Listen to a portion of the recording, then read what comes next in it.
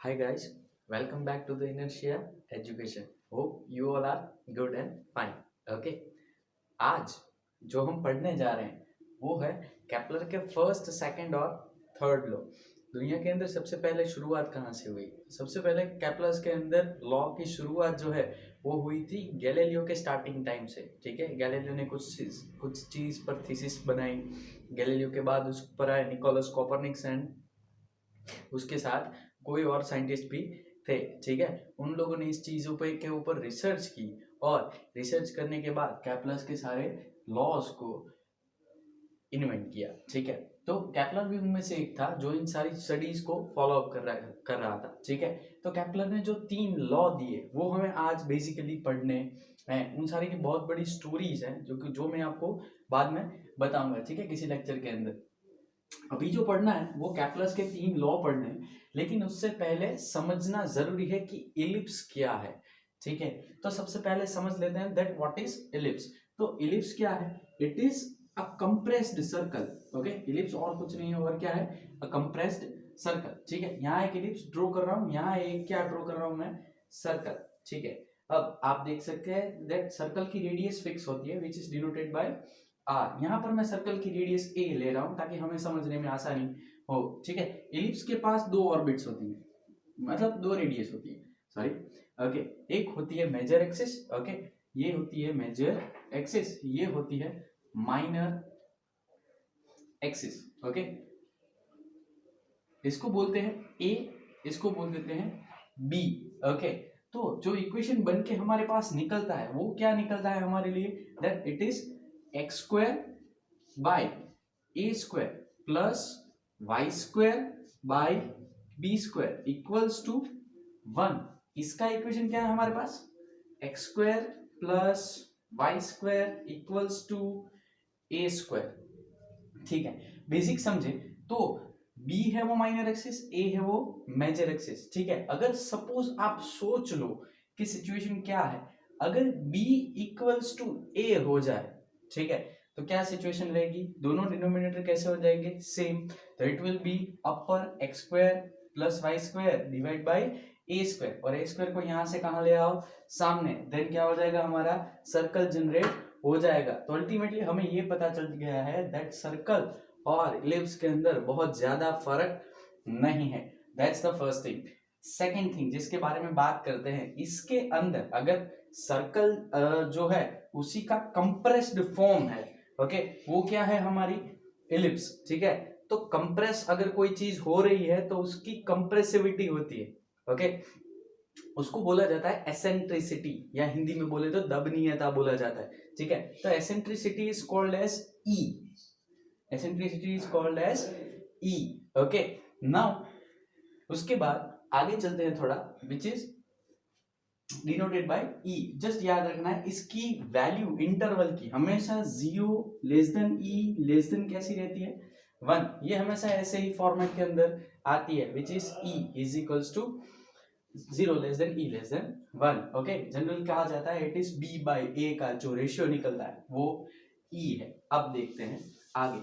ठीक है, तो कैपलर्स के लॉ के अंदर ये सारी चीजें इंप्लीमेंट करते हैं। तो अब कैपलर्स का फर्स्ट लॉ क्या कहता है?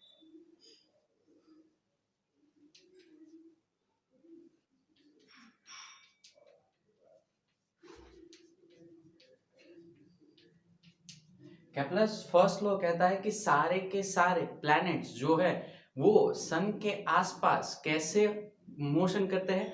वो एलिप्टिकल फॉर्मेट के अंदर मोशन करते हैं। करेक्ट। अब इलिप्टिकल फॉर्मेट के अंदर मोशन कर रहे हैं तो हमें यहाँ एक छोटा सा एलिप्स ड्रॉ करना होगा। ये हमारा हो गया एलिप्स। ठीक है, थोड़ी ड्राइंग मेरी बकवास है, ओके, जरा संभालिएगा। ओके, यहाँ पर हमारा सन है, ये जो डिस्टेंस है, ओके, ये सन से सबसे नजदीकी डिस्टेंस होगा, और ये जो डिस्टेंस है वो क्या होगा? It will be the farthest distance. Okay, तो अब ये हमारी हो गई मेजर एक्सिस। ए, इतना जो डिस्टेंस होता है वो होता है ए ई, ये कंपलसरी होता है। ठीक है, और ये क्या था हमारे लिए? बी। ठीक है, तो अब हमें नियरेस्ट एंड फारदेस्ट डिस्टेंस, अगर ये ए ही है तो यहाँ भी एक ऐसा सन जैसा ही कोई पॉइंट होगा, okay, it will be minus A E, okay. So nearest distance, इसको हम यहां से ये वाला distance, this will be the nearest, इसको बोल देते हैं R1। फारदेस्ट डिस्टेंस कितना होगा यहां से लेकर यहां तक का, it will B farthest distance, इसको बोल देते हैं R2। तो R1 और R2 की वैल्यू आप आराम से निकाल सकते हैं। R1 विल बी क्या हो जाएगा, it will be A minus a, तो A minus a equals to A1 minus E. It will be your smallest distance. Okay. R2 will be the farthest distance. Okay.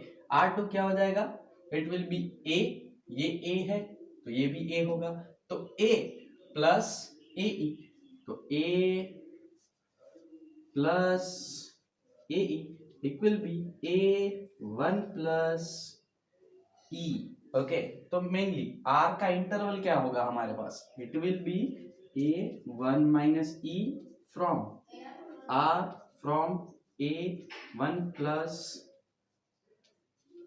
E, that will be your total interval for this ellipse, correct? Okay, so ये तो बात हो गई कैप्लस के first law की। अब first law अगर समझ में आ गया है, ओके, तो हम सेकंड लॉ की ओर चलते हैं। सेकंड लॉ थोड़ा सा कॉम्प्लेक्स है, ठीक है, उसको अच्छे से समझना काफी जरूरी है।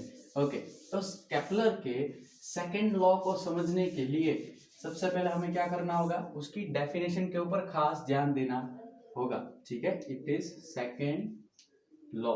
ओके, सेकंड लॉ क्या कहता है, बेसिकली सेकंड लॉ हमें ये कहता है कि कोई भी प्लैनेट, ओके, सन के इर्द गिर्द, कोई भी प्लेनेट आप ले लो, वो सन के इर्द गिर्द सेम एरिया कवर करता है, और उस एरिया और उस कवर अप करने के लिए जो टाइम का रेशियो है वो हमेशा कांस्टेंट रहता है। टाइम या एरिया कांस्टेंट नहीं रहता, लेकिन एरिया बाय टाइम का जो रेशियो है वो कांस्टेंट रहता है। जैसे कि यहाँ हम मान ले कि यहाँ हमारा सन है, ये यहाँ से हमारे प्लैनेट ने शुरू किया, ये वेलोसिटी रही होगी, यहाँ पर ये वेलोसिटी रही होगी, ठीक है। तो ये जो पहला एरिया कवर हुआ, ओके, इसको बोल देते हैं A1। इसको कवर करने के लिए इसने जो टाइम लिया होगा we will call it as A T1।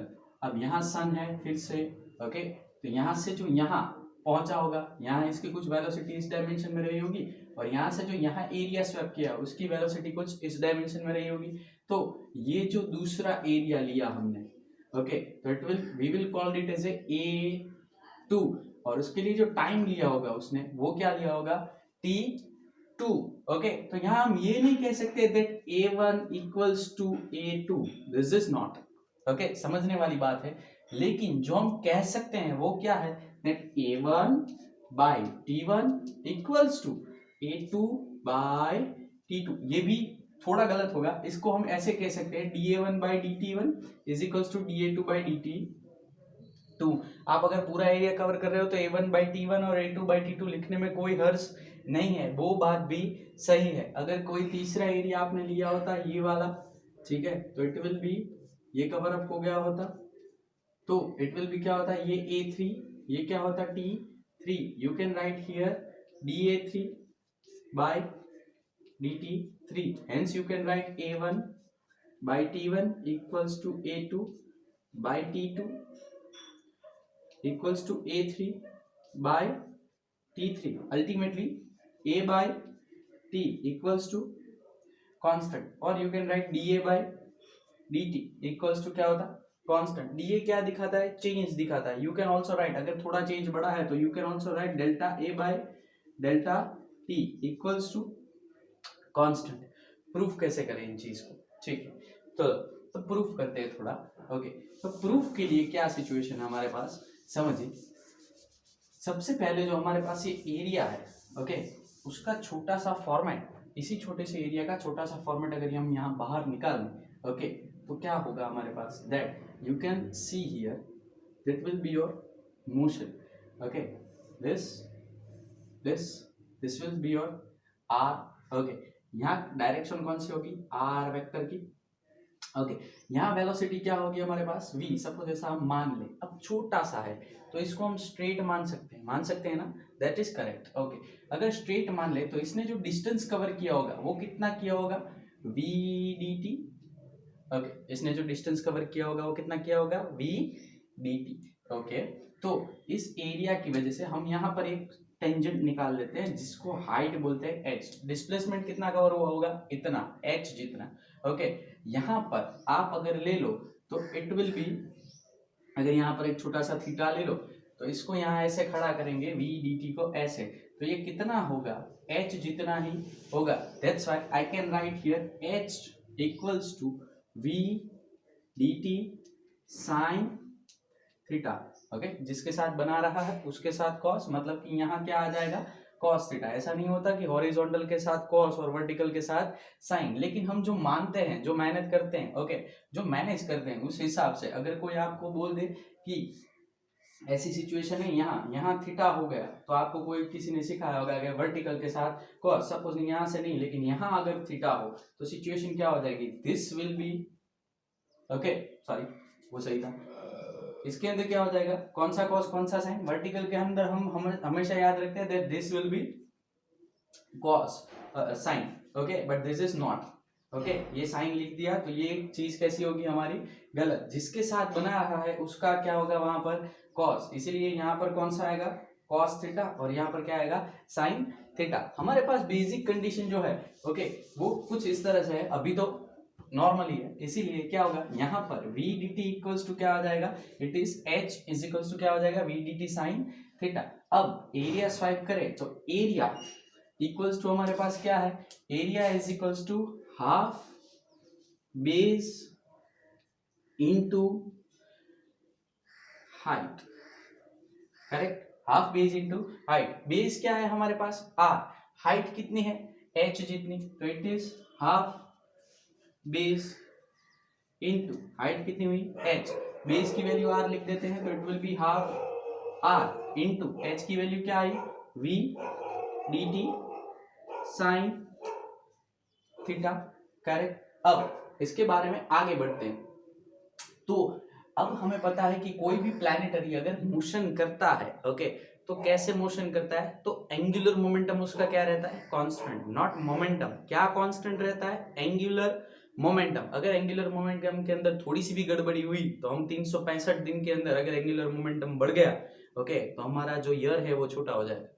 अगर एंगुलर मोमेंटम छोटा हो गया मतलब कम हो गया तो हमारा ईयर जो है वो बढ़ जाएगा। मतलब कि अगर एंगुलर मोमेंटम बढ़ा तो हम 350 दिन में ही पूरा साल कवर कर लेंगे, ठीक है। बहुत बढ़ गया तो 200 दिन में भी पूरा साल कवर अप हो जाएगा, तो साल में 2 बार आपका बर्थडे आएगा, ओके। लेकिन ऐसा कुछ हो सकता नहीं है। एंगुलर मोमेंटम हमेशा क्या रहता है, कांस्टेंट। मतलब कि L equals to constant, L equals to constant का मतलब है टॉर्क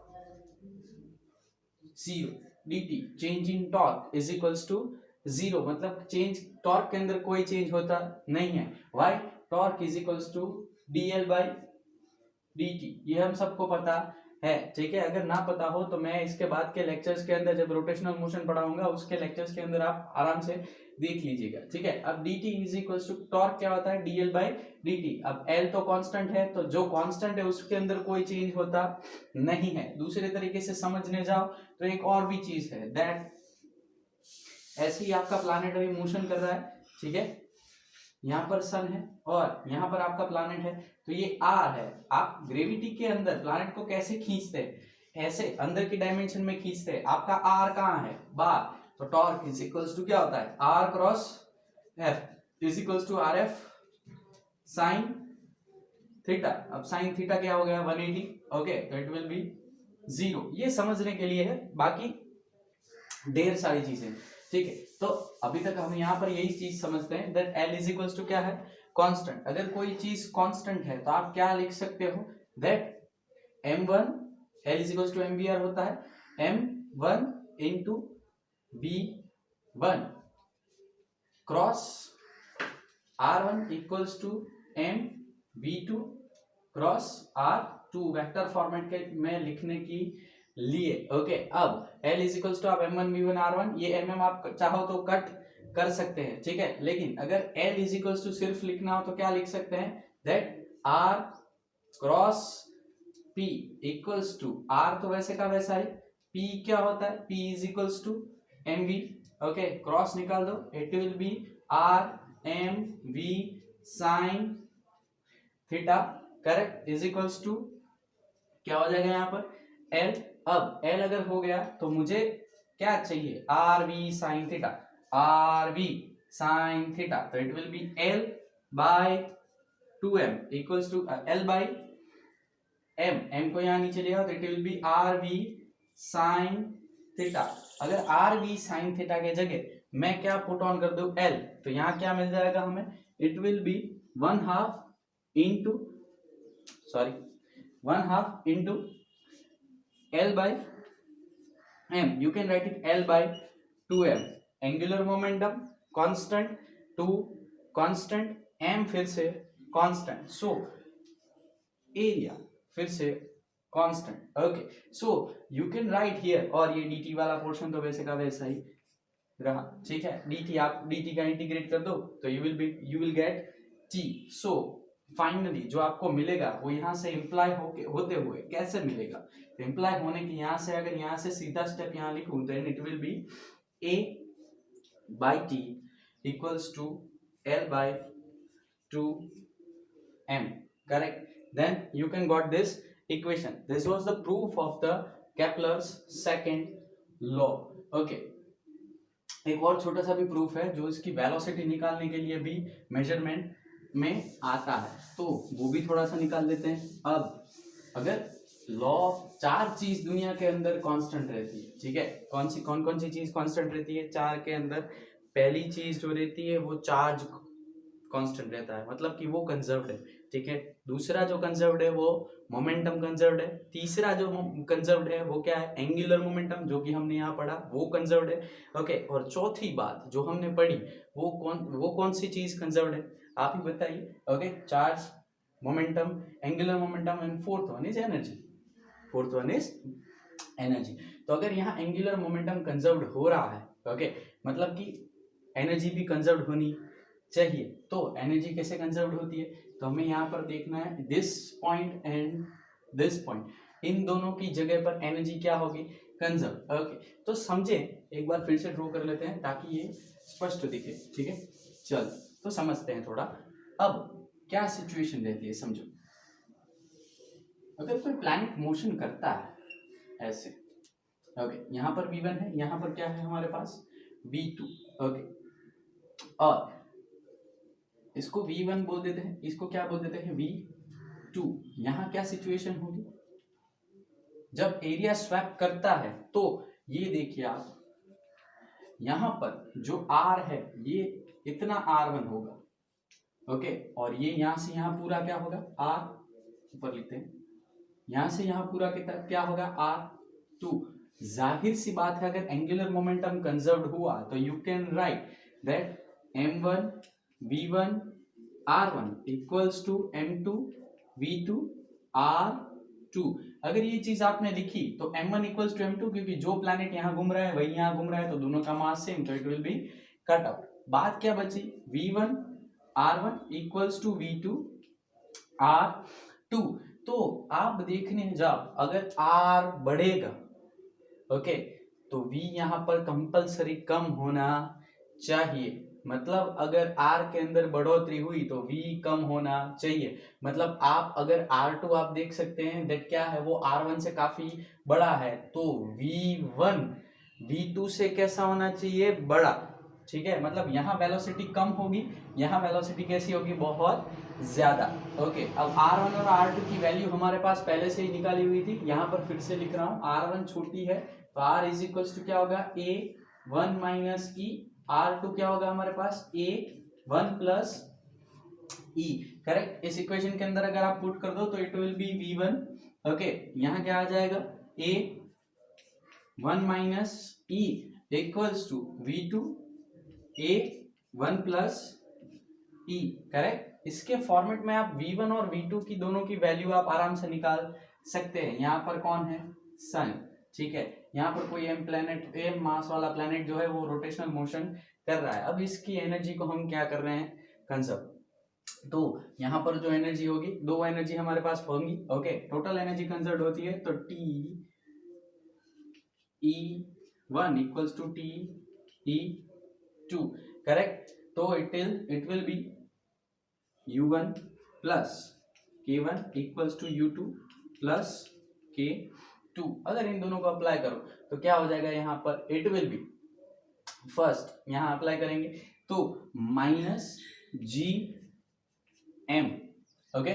अगले लेक्चर में भी, पहले लेक्चर में भी बोला है, अगर आप M ना लिखो तब भी चलेगा, तो M will be mass of sun, okay. तो it will be, I am denoting it by M। यहाँ क्या आ जाएगा, it will B R1 plus क्या हो जाएगा, it will V1 square by 2 equals to, वहां पर क्या होगा, minus GM by R2 plus V2 square by क्या हो जाएगा वहां पर 2। R1 और R2 की वैल्यू आप यहां से आराम से पुट ऑन कर सकते हैं। अगर R1 और R2 की वैल्यू पुट की जाए, ऊपर है, आराम से आप लिख सकते हैं, ठीक है। यहाँ पर बड़ी सी अंडरलाइन कर देते हैं। तो R1 और R2 की वैल्यू अगर आप पुट करें तो it will be minus GM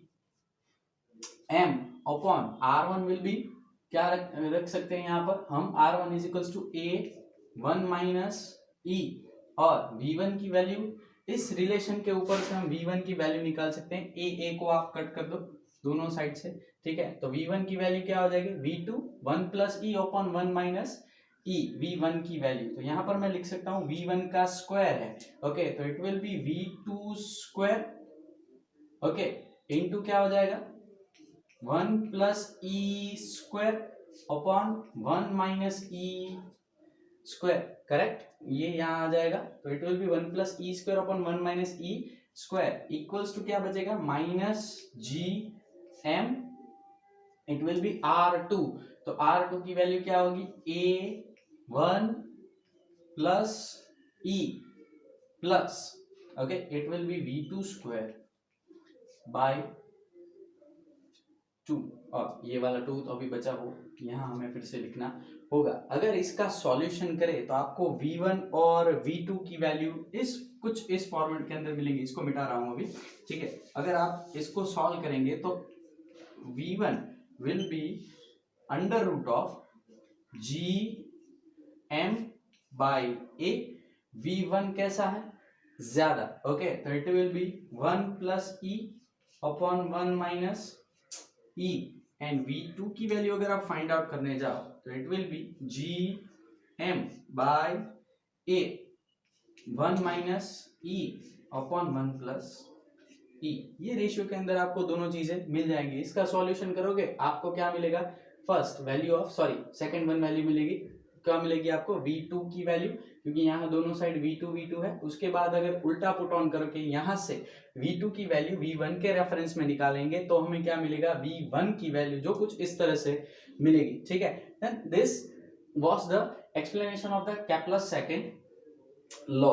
समझ में आई बात। तो आपको अगर कोई पूछे कि प्लैनेट की जो एसेंट्रिसिटी के हिसाब से आपको कोई चीज अगर दी गई हो तो कैसे उसको निकालें, एक छोटी सी बात जो कहनी है, ओके, वो ये है कि जो माइनर एक्सिस और मेजर एक्सिस के बीच का जो रिलेशन है, ओके, वो कुछ इस तरह से है दैट इट इज,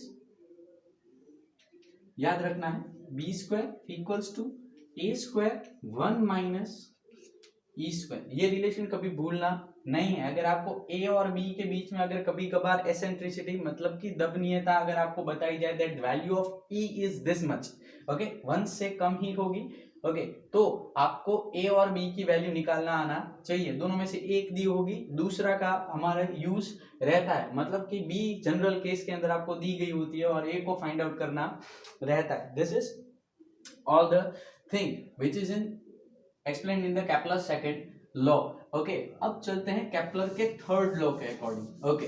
तो जो थर्ड लॉ हमें पढ़ना है, ओके, वो कुछ इस तरह से है कि समझेंगे उसको एज ए सर्कल के फॉर्मेट में ही, लेकिन उसको इलिप्टिकल फॉर्मेट में अप्लाई करने में क्यों प्रॉब्लम नहीं है वो सोचना है, ओके। तो it is Kepler's third law, okay. तो कैप्लस थर्ड लॉ के अंदर क्या होता है, सपोज कि कोई भी एक फोर्स होता है, ओके, सपोज कि कोई एक चीज है जो ग्रेविटी के अंदर गोल गोल गोल गोल सर्कुलर मोशन के अंदर घूम रही है, ठीक है, तो सेंट्रीफ्यूगल फोर्स Fc कहाँ लगेगा, बाहर के डायमेंशन में, और एक ग्रेविटेशनल फोर्स कहाँ लगेगा, अंदर, तो it will B Fg and it will B Fc, दोनों सेम होंगे तभी जाकर ये फोर्स लगेगा। अगर कैप्लस के थर्ड लॉ की बात आपको पता हो तो उसके अंदर क्या है, T square is directly proportional to R cube. ये निहायत ही गलत चीज है, ओके, ये तद्दन कैसी है, गलत चीज। T square is directly proportional to A cube है अल्टीमेटली, ओके, जो रियलिटी है वो क्या है, T square is directly proportional to A cube. कैसे, वो भी समझते हैं।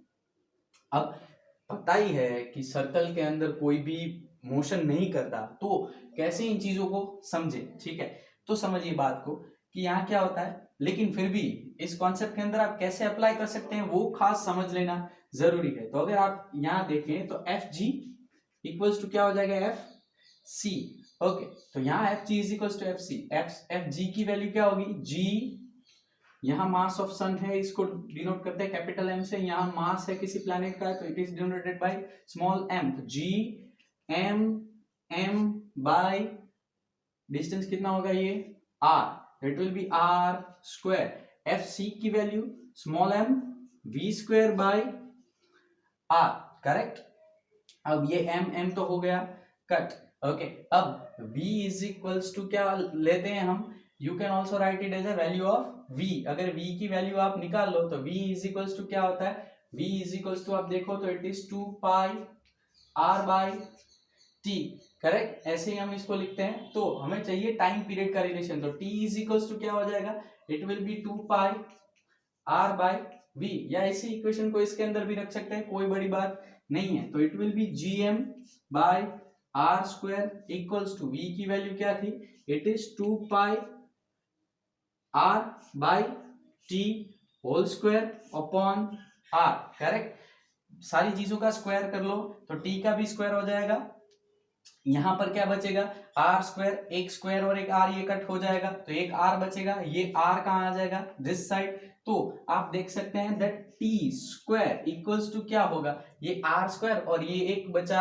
Are, it will be 4 pi square R cube divide by G M, okay, that implies T square is, अब देखिए 4 constant, pi constant, gravitational constant 6.67 into 10⁻11, value हमें पता है, मास ऑफ सन कैसा है, कांस्टेंट, तो T square is directly proportional to क्या होगा, आर क्यूब। लेकिन ये बात कैसी थी, पहले ही बोला कैसी है, गलत, लेकिन इसको सही साबित करने के लिए क्या कर सकते हैं हम, ओके, तो सही साबित करने के लिए कुछ इस तरह से भी बात हो सकती है हमारे पास। देखिए समझ लेने की बात है कि अगर कोई इलिप्स है हमारे पास, ठीक है, यहां पर आप कोई चीज नोट करें, ओके, तो ये क्या है हमारा टोटल डिस्टेंस, ओके, ये छोटा सा डिस्टेंस r है और ये टोटल डिस्टेंस क्या रहता है हमारा a, तो a और r के बीच में सीधा रिलेशन है, दैट अगर हम निकालें r इज इक्वल्स टू क्या होगा, it is a 1 minus e, तो ये a जब भी रहती है और ये 1 माइनस e, तो आप देखें दैट इसी के अंदर इस चीज को पुट करें तो ये क्या हो जाएगा, T square is directly proportional to, okay, ये a का क्यूब इनटू क्या हो जाएगा 1 माइनस e का क्यूब, करेक्ट, ऐसे भी समझ सकते हैं, दूसरे भी और कई तौर तरीके हैं जो इसको समझा सकते हैं, ठीक है, तो ये टी का स्क्वायर और ये क्या हो जाता है a का क्यूब 1 माइनस e का क्यूब, ये e जब कोई इलिप्टिकल पाथ जनरेट हो जाता है तो क्या हो जाता है, ये कांस्टेंट, और कांस्टेंट को हम प्रोपोर्शनलिटी में क्या कर लेते हैं, हम उसको बाइकआउट कर देते हैं, तो इसको लिखने की जरूरत नहीं है, तो अल्टीमेटली आप इस चीज को यहां से बाहर निकाल सकते हैं, तो ये क्या हो जाएगा आपके पास, it will be T square by a cube. समझ में आई बात, अगर यहां से आप यहां चले गए, ठीक है, तो इट विल बी 1 प्लस ई, फिर भी ई की वैल्यू तो कैसी है, कांस्टेंट, अगर कांस्टेंट हुई तो आप उसको यहां से बाहर निकाल सकते हैं। अगर आप खुद चाहें, ओके, तो एरिया जो second law of conservation, second law of Kepler है, उस सेकंड लॉ ऑफ केपलर के ऊपर से भी आप इसकी चीज को डिराइव कर सकते हैं। उसके ऊपर कैसे रास्ता आपको बता देता हूँ, थोड़ा बहुत आप अपने हिसाब से दिमाग लगाइएगा, ठीक है। तो उसके अंदर अगर आपको कुछ चीज डिराइव करनी है तो आप क्या कर सकते हैं, दैट एरिया, वो किसी भी इलिप्स का एरिया होता है, it is pi A B. Okay, आपके पास एरिया है, आप चेंज इन टाइम ले सकते हो।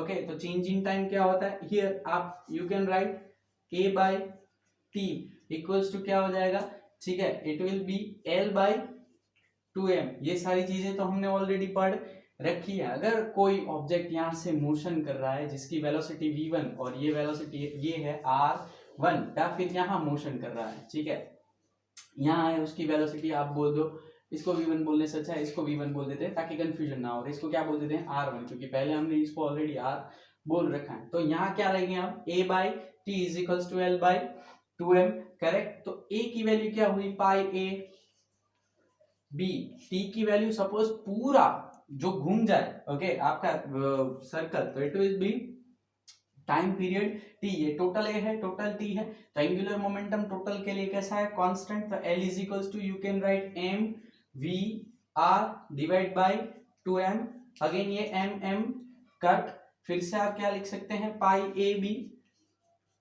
Divide by T equals to you can write here v into r by 2, correct. इसके ऊपर से आप t और v की वैल्यू आराम से निकाल सकते हैं, v is equals to put कर दो, ठीक है, 2 pi r by T, okay, v is equals to अगर 2 पाई आर बाई टी हो गया, r की वैल्यू आप कहीं से निकाल लो, ठीक है, a1 प्लस e माइनस कुछ भी करके, और यहाँ पर ये आपके पास तो ऑलरेडी ये है, तो उसको आप कट करके आराम से उसकी वैल्यू निकाल सकते हैं, ठीक है। तो तब भी आपके पास जो है वो कांस्टेंट वैल्यू ही आ जाएगी। अल्टीमेटली आप जहां पहुंचेंगे it will be T square is directly proportional to कहां आ जाएंगे, फिर से ए क्यूब के ऊपर ही वापस आ जाएंगे, ठीक है।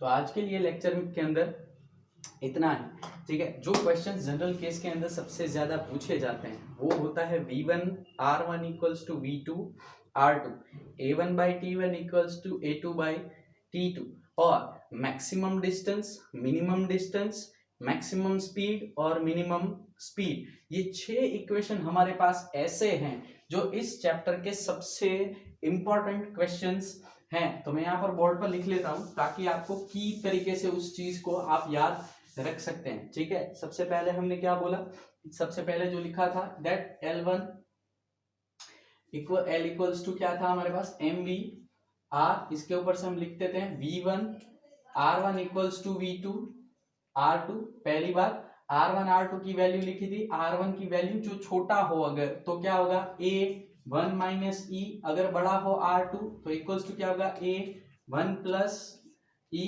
करेक्ट। ये चीज की वैल्यू ली थी, एक ये हो गया, एक ये हो गया। तीसरी चीज a1 by t1 equals to a2 by t2 equals to a3 by t3, ये सबसे ज्यादा इंपॉर्टेंट है। सबसे ज्यादा क्वेश्चन इस इक्वेशन के ऊपर से आते हैं, जो वैल्यूज लास्ट के अंदर फाइंड आउट करनी होती है, ये v1 और v2 की वैल्यू होती है।